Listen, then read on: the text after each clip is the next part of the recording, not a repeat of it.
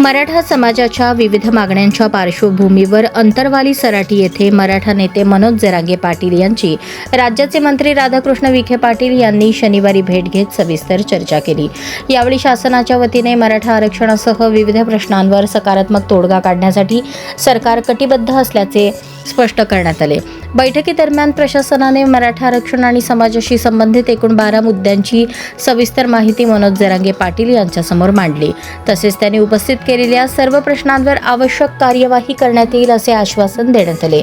काही प्रलंबित विषयांवर कायदेशीर बाबींचा सखोल अभ्यास करून विधी तज्ज्ञांशी चर्चा केल्यानंतर योग्य निर्णय घेतला जाईल अशी ग्वाहीही सरकारच्या प्रतिनिधींनी दिली।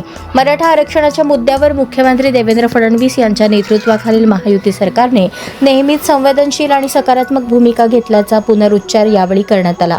समाजहित आणि कायदेशीर चौकट यांचा समतोल साधत शासनाने अनेक महत्त्वपूर्ण निर्णय घेतले असून पुढेही संवादाच्या माध्यमातून प्रश्न सोडवण्याचा प्रयत्न सुरू राहील असे सांगण्यात आले। दरम्यान मराठा समाजाच्या हितासाठी सरकार सकारात्मक असून सुरू असलेले उपोषण स्थगित करण्याची विनंती मंत्री राधाकृष्ण विखे पाटील यांनी मनोज जरांगे यांना केली।